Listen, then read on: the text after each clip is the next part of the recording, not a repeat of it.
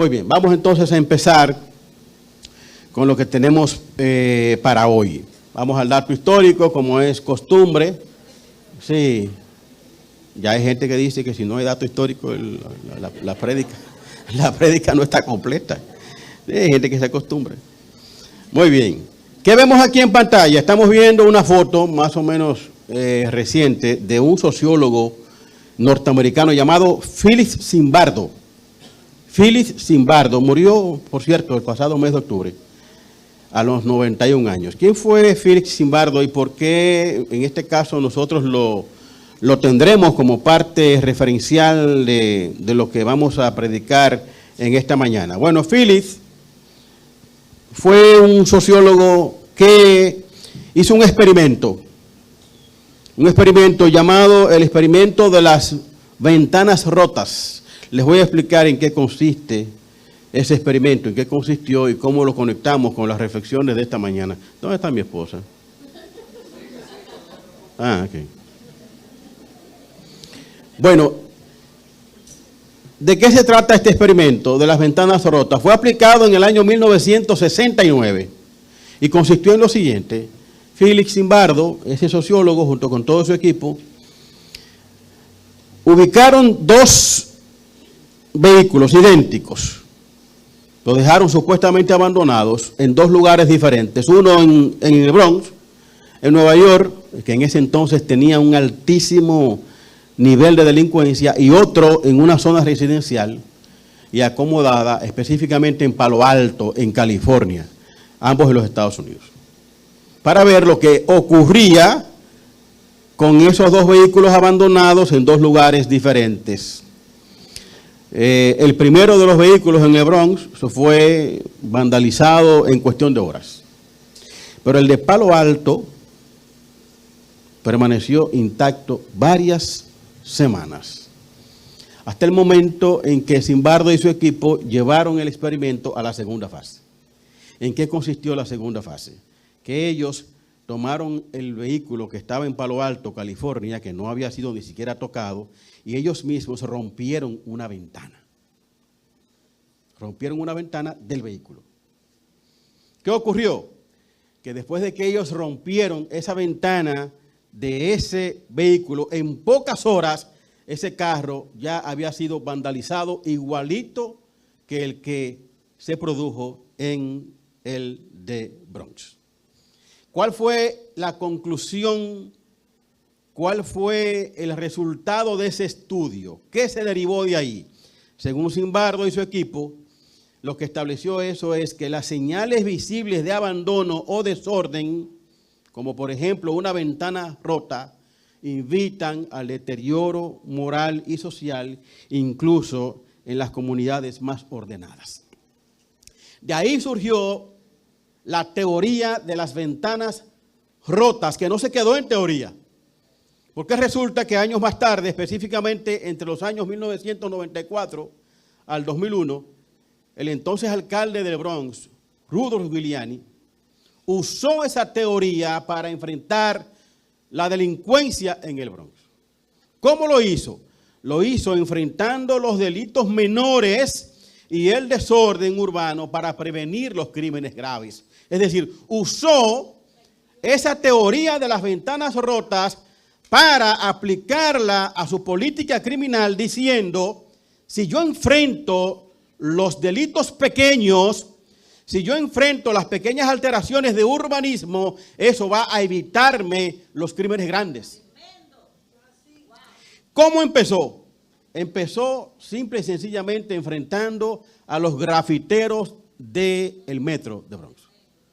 Porque él decía, eso que se ve como algo normal, si nosotros comenzamos a limpiar todos los grafitis que se están produciendo en el tren, vamos a evitar con toda seguridad que la gente siga, por ejemplo, saltándose la barda para no pagar el pasaje, o que se sigan produciendo crímenes en el subway de Nueva York. Señores, el resultado fue tan sorprendente que en Nueva York, en la alcaldía de Giuliani, pasó de ser una de las ciudades más peligrosas de Estados Unidos y del mundo a tener un descenso global de delincuencia de más de un 56%, en comparación con la disminución nacional que fue apenas del 16%. De hecho, en ese momento, en esa gestión de Rudolph Giuliani, el FBI consideró a Nueva York como una de las metrópolis más grandes y más seguras de los Estados Unidos a través de esa aplicación de la teoría de las ventanas rotas, a pesar de que apenas unos años antes Nueva York era una de las urbes más peligrosas y con más niveles de delincuencia en los Estados Unidos y en el mundo. Ahora yo quiero, hermanos míos, que extrapolemos este experimento hacia nuestra realidad. Imaginemos que el vehículo en Palo Alto, el vehículo que se ubicó en Palo Alto, California, es nuestra vida como cristianos. Que la ventana es lo que los demás ven en nosotros y que su rotura es el pecado. Y en esa extrapolación vamos a preguntarnos, ¿qué efectos creen ustedes que produciría en nuestro entorno si esa ventana se mantiene rota sin que la reparemos? Esta mañana predico bajo el título Reparemos las ventanas rotas. Reparemos las ventanas rotas. Quiero empezar a responder esta pregunta bíblicamente, dándoles un dato que lo más probable es que algunos de ustedes ya lo sepan, pero otros no. ¿Cuál es ese dato? Eso está demostrado, científica y estadísticamente demostrado. ¿Cuál es el dato? Que vivimos en este mundo en donde hay gente que nunca ha abierto una Biblia, que nunca ha ido a una iglesia, ni evangélica, ni católica, pero que se dedican una buena parte de su tiempo a una tarea muy peculiar. ¿Saben cuál es? Llevarle la vida a los cristianos que ellos conocen.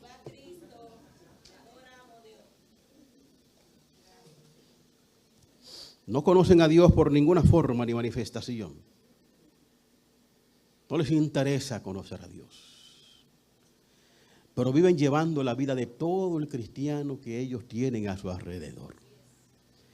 En mi barrio le llaman chismoso, come bocas, o lleva vida, o todas las cosas a la vez. Pero no vinimos esta mañana a hablar de ellos, sino que vinimos a hablar de nosotros, de los que somos observados por esas personas.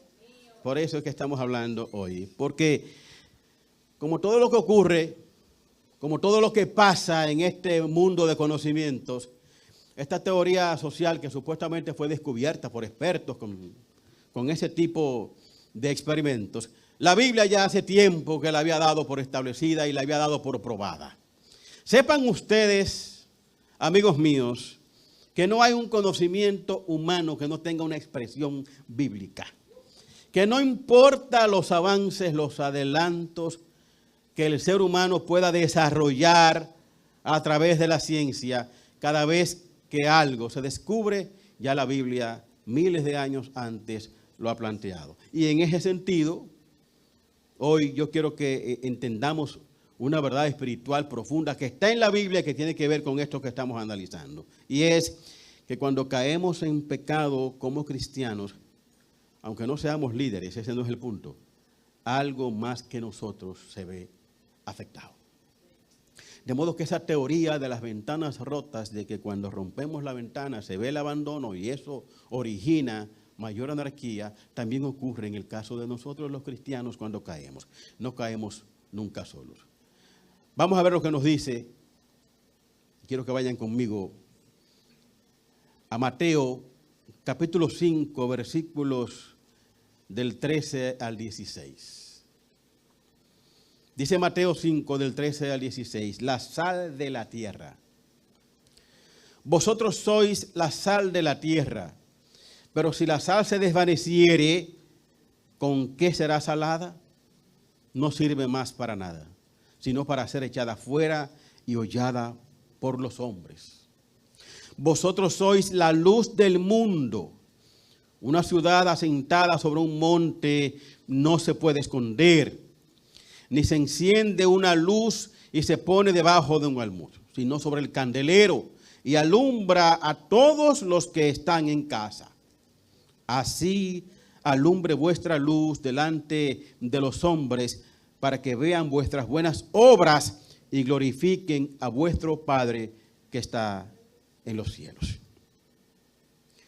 En muchas ocasiones en las iglesias, la feligresía entiende que el pecado expuesto solo afecta y solo contamina cuando lo cometen los pastores o lo cometen algunos líderes. Eso nada más errado que eso.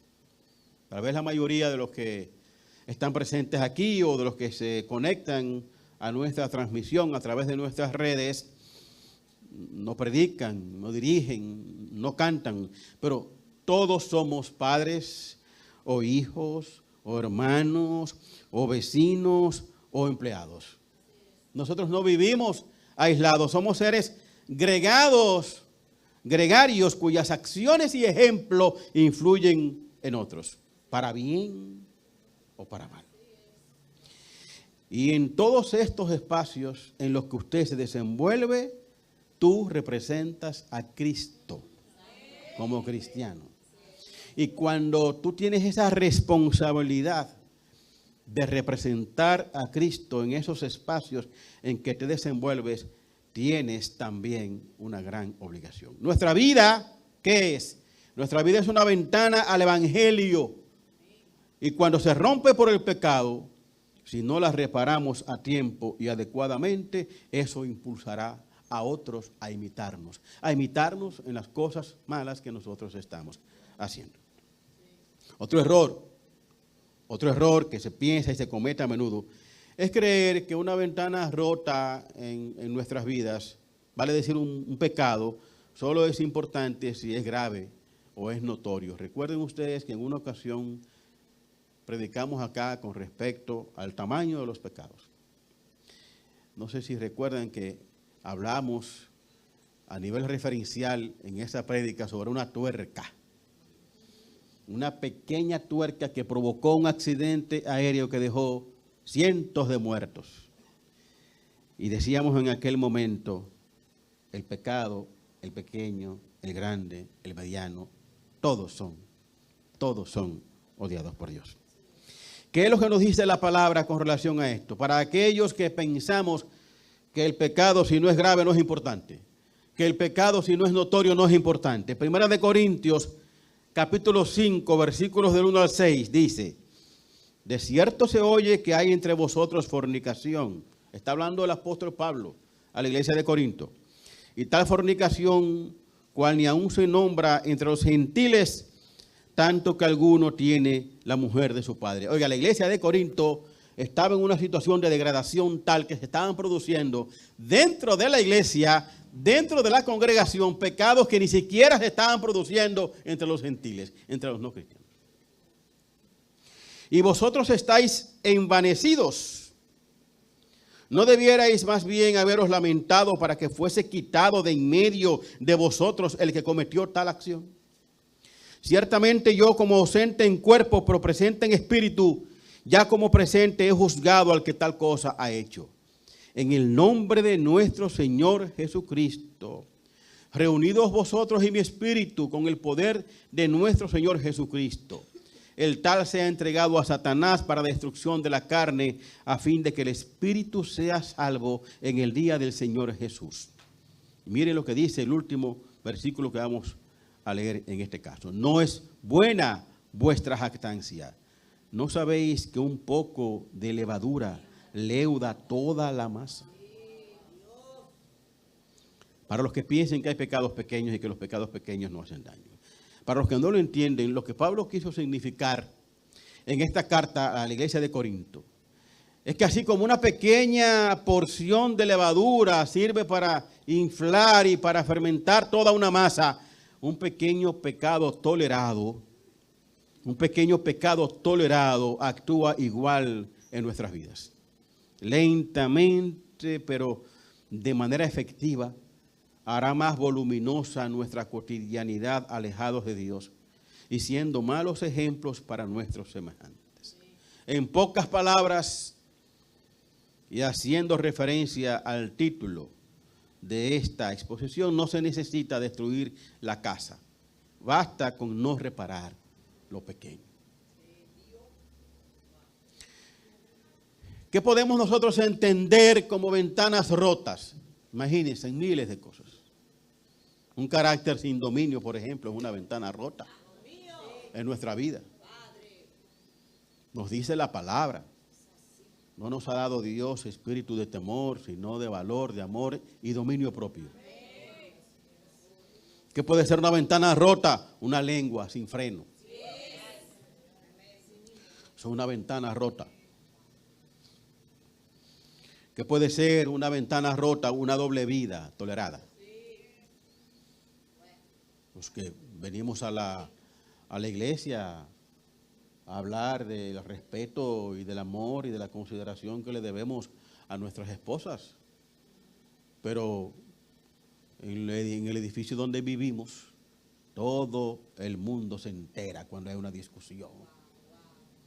Porque nosotros nos encargamos de difundirlo, peleando, hablando alto, ofendiendo a nuestras esposas o a nuestro esposo. Eso es una doble vida tolerada. O a una fe proclamada pero no vivida. Una fe proclamada pero no vivida. Hay que recalcar, hermanos, que cuando un cristiano cae, nunca lo hace solo. Siempre afecta a otros, aunque no lo veamos. Y de estas consecuencias nos advierte claramente la palabra. También el apóstol Pablo, en la misma carta que le envía a la iglesia de Corintios, Primera de Corintios, capítulo 10, versículos 23 al 32. Fíjense cómo reflexiona el apóstol Pablo con respecto a este punto. Todo me es lícito, pero no todo conviene. Todo me es lícito, pero no todo edifica. Ninguno busque su propio bien, sino el de otro. De todo lo que se vende en la carnicería, comed sin preguntar nada por motivos de conciencia, porque del Señor es la tierra y su plenitud. Si algún incrédulo os invita y queréis ir, de todo lo que se os ponga delante comed sin preguntar nada por motivos de conciencia. Mas si alguien os dijere, esto fue sacrificado a los ídolos, no lo comáis. Por causa de aquel que lo declaró y por motivos de conciencia, porque del Señor es la tierra y su plenitud. La conciencia, digo, no la tuya, sino la del otro, pues ¿por qué se ha de juzgar mi libertad por la conciencia de otro? Si yo con agradecimiento participo, ¿por qué he de ser censurado por aquello de que doy gracias? Si pues coméis o bebéis o hacéis otra cosa, hacedlo todo para la gloria de Dios. Y nos dice el versículo 32, no seáis tropiezo, ni a judíos, ni a gentiles, ni a la iglesia de Dios. No seáis tropiezo, ni para los que estamos en la iglesia, ni para los que estamos o los que están fuera de la iglesia. Y no se trata solo de que nuestra caída en el pecado no reparado afecta a otros, sino que también y sobre todo afecta el nombre de Dios. El apóstol Pablo fue muy claro sobre este punto cuando le correspondió encarar a los doctos judíos, a aquellos maestros de la ley que vivían el día entero predicando sobre la palabra, enseñando sobre la palabra, pero la vida que tenían era completamente extraña y divorciada a todo lo que ellos enseñaban. Se presentaban como los más pulcros ante el pueblo, pero su vida diaria y su comportamiento reflejaban todo lo contrario. Personas que tenían ventanas rotas, pero que vamos a ver lo que hacían. Carta a los Romanos, capítulo 2, versículos 17 al 29. He aquí tú tienes el sobrenombre de judío y te apoyas en la ley y te glorías en Dios. Y conoces su voluntad e instruido por la ley apruebas lo mejor y confías en que eres guía de los ciegos, luz de los que están en tinieblas, instructor de los indoctos, maestro de niños, que tienes en la ley la forma de la ciencia y de la verdad. Tú pues que enseñas a otros, ¿no te enseñas a ti mismo? Tú que predicas que no se ha de hurtar, hurtas. Tú que dices que no se ha de adulterar, adulteras. Tú que abominas de los ídolos, cometes sacrilegio. Tú que te jactas de la ley, con infracción de la ley deshonras a Dios. Porque como está escrito, el nombre de Dios es blasfemado entre los gentiles por causa de vosotros. Pues en verdad la circuncisión aprovechas y guardas la ley, pero si eres transgresor de la ley, la circuncisión viene a ser incircuncisión. Si pues el incircunciso guardare las ordenanzas de la ley, no será tenida su incircuncisión como circuncisión. Y el que físicamente es incircunciso, pero guarda perfectamente la ley, te condenará a ti que con la letra de la ley y con la circuncisión eres transgresor de la ley.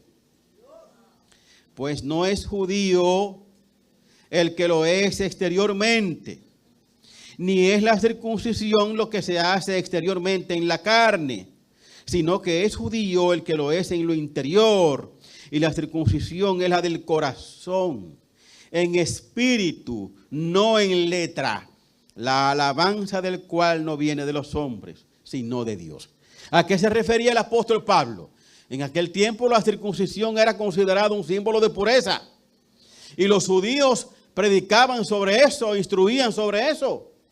Pero resulta que había muchos que se circuncidaban supuestamente para estar en paz con Dios, pero su vida era diferente. En resumen, no se trata de decir que somos cristianos, asistir a la iglesia, leer la Biblia y orar. Se trata de ser coherente con todo eso en nuestro diario vivir. Vamos a este otro punto. Yo no sé cuántos de ustedes, yo sí, a mí me pasó. ¿Cuántos de ustedes han tenido la ocasión de montarse en un carro de transporte público en la capital? No nos hagamos ahora que estamos finos y que yo siempre voy en Caribe Tour o mi vehículo propio. Cuando llego allá me pongo en un metro o pido un taxi. Déjese de eso. Todos en alguna ocasión hemos tenido la oportunidad de oro de montarnos en algunas unidades de transporte público de pasajeros en la capital, de eso que le ponen una varilla para poder cerrar la puerta. Para poder cerrar la puerta, sí.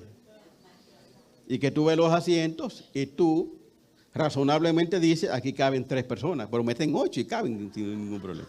Una cosa increíble. Bueno, ¿qué es lo que ocurre? Que los que hemos tenido esa experiencia nos habremos encontrado con que hay muchos de ellos que cuando usted los ve por afuera, usted lo que ve son cartones o plásticos en donde deberían estar los cristales de las ventanas para protegerse del sol o para protegerse del agua. Ellos le ponen cartones o le ponen plásticos. ¿Para qué?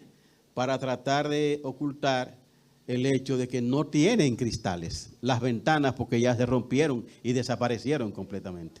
Pues eso mismo hacemos algunos cristianos.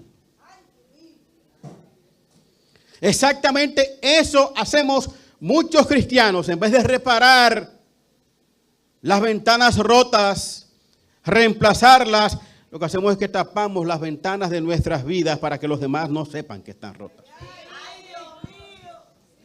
Y le ponemos cartones y le ponemos plásticos, intentando pensar que un cartón o que un plástico va a protegernos de la misma manera que nos protegería una ventana de cristal irrompible.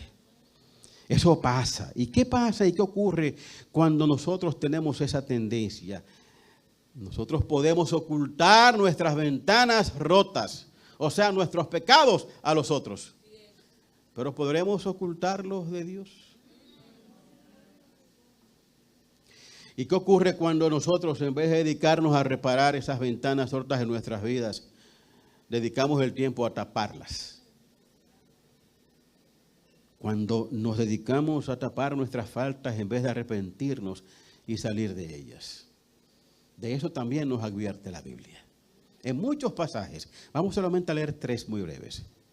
Proverbios 28:13 nos dice: el que encubre sus pecados no prosperará, mas el que los confiesa y se apartara alcanzará misericordia. También nos dice el Evangelio de Lucas en el capítulo 8, versículos 16 al 17. Nadie que enciende una luz la cubre con una vasija, ni la pone debajo de la cama, sino que la pone en un candelero para que los que entran vean la luz. Porque nada hay oculto que no haya de ser manifestado, ni escondido que no haya de ser conocido y de salir a la luz. Y para aquellos que entendemos que podemos limpiar nuestros pecados frente a la presencia de Dios, nos dice el profeta Jeremías en el capítulo 2, versículo 22, aunque te laves con lejía y amontones jabón sobre ti, la mancha de tu pecado permanecerá aún delante de mí, dijo Jehová. Esto nos demuestra que es inútil, que es frustratorio tapar las ventanas rotas. Se trata de reconocer que hay que repararlas y efectivamente hacerlo. Eso es lo que nos enseña la palabra cuando contrasta lo que ocurre en uno u otro caso. ¿Qué pasa cuando yo reconozco mi pecado, lo confieso frente a Dios e intento salir de él? ¿Y qué pasa cuando en vez de ello lo que quiero es ocultarlo y seguir viviendo alejado de la presencia de Dios? Salmos 32, versículos 3 al 5. ¿Qué nos pasa a nosotros en uno u otro caso? Lo dice el salmista: mientras callé, se envejecieron mis huesos en mi gemir todo el día. Porque de día y de noche se agravó sobre mí tu mano. Se volvió mi verdor en sequedades de verano. Ahora, por el contrario, dice el versículo 5, mi pecado te declaré y no encubrí mi iniquidad. Dije, confesaré mis transgresiones a Jehová y tú perdonaste la maldad de mi pecado. Lo mismo que nos dice la palabra cuando constantemente nos recuerda: te estoy dando los dos caminos. Te digo cuál es el camino de la salvación y te digo cuál es el camino de la muerte. Tú decides. Yo no quiero ni por un momento que este mensaje se malentienda y que alguien de los que está presente aquí o que nos ve por la transmisión piense que los que usamos este micrófono o los que estamos sentados aquí somos personas impolutas, completamente puros, que no somos pecadores. Jamás en la vida. Nunca. Todo cuanto hemos dicho hasta ahora no debe de confundirnos. Entender que Dios está buscando perfección en nosotros. No, si fuera así estuviéramos fritos, fracasados, completamente en una condición complicada, porque luego del pecado original, nuestra naturaleza pecadora no nos permite tal perfección. De modo pues que lo que el Creador, lo que nuestro Creador busca en nosotros no es perfección, es luz y restauración. Restauración en nuestras vidas que no nos permita convivir con el desorden y el descuido espiritual. Es muy diferente a no pecar. Todos somos pecadores. Todos estamos permanente y diariamente en deuda con Dios. Todos vivimos transgrediendo las normas de la Biblia. Ahora, la diferencia está en cómo usted enfrenta eso. No hay un solo hombre o mujer de Dios en todo el contenido de la Biblia que no haya pecado. Nosotros también lo hacemos y lo seguiremos haciendo. Por tanto, ¿cuál es la diferencia? La diferencia entre un buen cristiano y una persona extraña a Dios no está en el pecado, sino en la actitud frente a él. En la actitud que tenemos frente al pecado que nosotros cometemos. Les voy a compartir esta historia. En mi calidad de abogado, a mí me correspondió en una ocasión defender a una persona por un caso extraño a su labor. Pero la labor de él era, él trabajaba en el cementerio. Creo que sigue trabajando todavía. Él tenía en ese momento 22 años trabajando en el cementerio. La labor de él era preparar los espacios en que eran enterrados los fallecidos y después sacar los restos cuando ya había terminado el tiempo de arrendamiento. No sé si saben ustedes que cuando se lleva a una persona a un nicho en el cementerio, no se queda ahí de por vida, sino que muchas veces lo que hacen es que sacan los huesos y después lo reemplazan. Pero también esa persona tenía la labor, tenía la encomienda de enterrar a los muertos no reclamados, a los muertos no identificados. Tampoco sé si todavía se mantiene aquí en San Francisco eso, pero en algunos cementerios hay una zona, un área común, que es en donde se entierran las personas, por ejemplo, que matan, que nadie las reclama, que nadie sabe quién es, nadie va a comprar una caja, entonces también mueren en los hospitales, entonces lo que hacen es que lo entierran directamente. Entonces a mí se me ocurrió preguntarle, no sé por qué, porque no tiene nada que ver una cosa con otra. Gente curiosa. Se me ocurrió preguntarle que si él, que cómo lograba soportar, ¿verdad?, el natural hedor que tienen los fallecidos en esas condiciones. Entonces él me respondió lo siguiente. Él me dijo, ya no me hieden. Después de 22 años ya me acostumbré.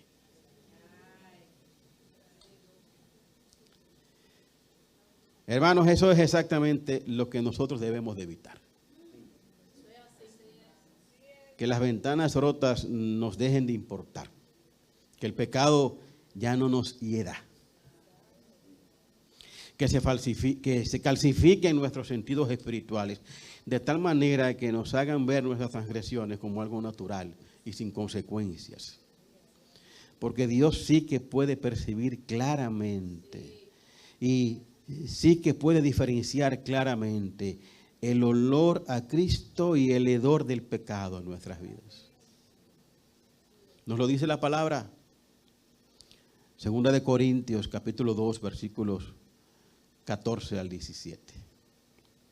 Mas a Dios gracias, el cual nos lleva siempre en triunfo en Cristo Jesús.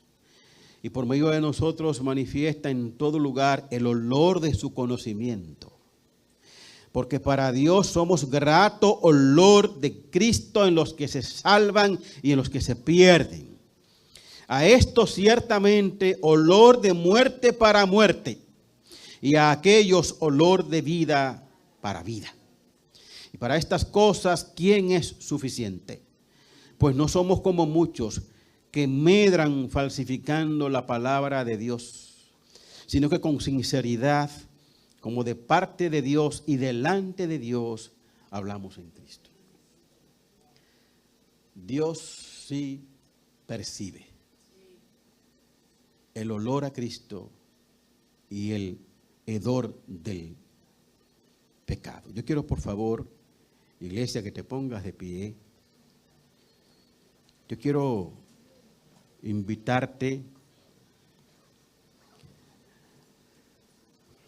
a que cierres tus ojos y vamos a escuchar juntos esta oración. No solamente que la escuches, sino que la hagas tuya. Que la prendas de tu corazón como una joya preciosa y la grabes indeleblemente en tu vida para que esta palabra, reparemos las ventanas rotas, no se quede cuando cruces esa puerta, sino que trates de hacerla viva en ti. Vamos a esta oración. Cerremos nuestros ojos y digamos: Señor y Padre nuestro, Venimos delante de ti con un corazón humilde, no para escondernos, no para justificarnos, sino para dejarnos examinar por tu Espíritu Santo. Reconocemos, Señor, que muchas veces hemos cuidado la fachada, pero hemos descuidado las ventanas. Hemos proclamado tu nombre con nuestros labios, pero en ocasiones no lo hemos reflejado con nuestra vida. Hoy te pedimos que alumbres cada rincón de nuestro corazón. Si hay ventanas rotas en nuestra conducta, en nuestras palabras, en nuestras actitudes, en nuestras relaciones, danos la valentía de reconocerlas y la gracia de repararlas. Límpianos, Señor, no solo por la sangre de Cristo, sino también por una vida que camina en la luz. Arranca de nosotros todo doblez, todo hábito oculto, toda justificación que apaga el testimonio. Señor, no queremos ser casas abandonadas. Queremos ser casas habitadas por tu presencia. Que donde hubo grietas haya luz. Que donde hubo tropiezo haya testimonio. Que donde hubo vergüenza haya restauración. Recibe hoy nuestra entrega, nuestro arrepentimiento sincero y nuestra decisión de vivir para tu gloria. Que al salir de este lugar, nuestras vidas vuelvan a reflejar la belleza de aquel que habita en la casa. En el nombre poderoso de Jesús. Amén y amén.